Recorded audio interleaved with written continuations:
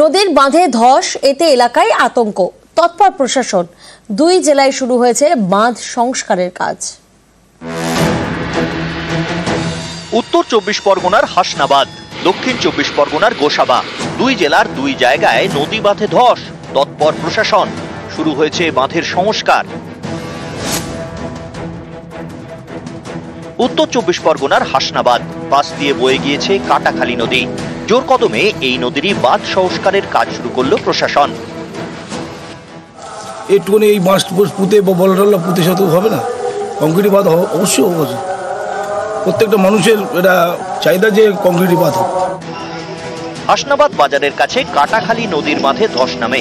প্রায় 120 ফুট এলাকা জুড়ে শুরু হয় ভাঙন। এতে আতঙ্ক ছড়ায় এলাকায়। ঘর ছাড়ে বেশ কয়েকটি স্থানীয় পরিবার। দোকান থেকে জিনিস সরাতে শুরু করেন ব্যবসায়ীরাও। রবিবার এই খবর দেখানো হয় নিউজ 18 বাংলায়। এরপরেই শুরু হয়েছে বাঁধ সংস্কারের কাজ। মেরামতি শুরু হলেও উঠছে অভিযোগ।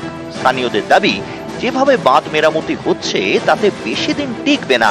কংক্রিটের স্থায়ী বাঁধের দাবি এলাকাবাসীর। সামান্য কিছু কাজ করেছে আপাতকালীন অবস্থা মতন করে, কিন্তু সেই কাজ আজকে জোয়ার উঠলে হয়তো সেটুকু আবার ধসে পড়ে যাবে। এখন আমরা চাইছি এটা একদম স্থায়ীভাবে, পাকাপোক্তভাবে এবং ভবিষ্যতে যাতে ভাঙনটা রোধ করা যায়। দক্ষিণ 24 পরগনার গোসাবায় গোমর নদীবাঁধ সংস্কার শুরু। অমাবস্যার কোটালে ধস নামে দয়াপুর মৌজায় গোমর নদীর বাঁধে। প্রায় 50 মিটার ধসে আতঙ্ক ছড়ায়। বাঁধ ভেঙে গেলে আশপাশের 27টি গ্রামে জল ঢুকে পড়ত। এই অবস্থায় দ্রুত পদক্ষেপ করে প্রশাসন।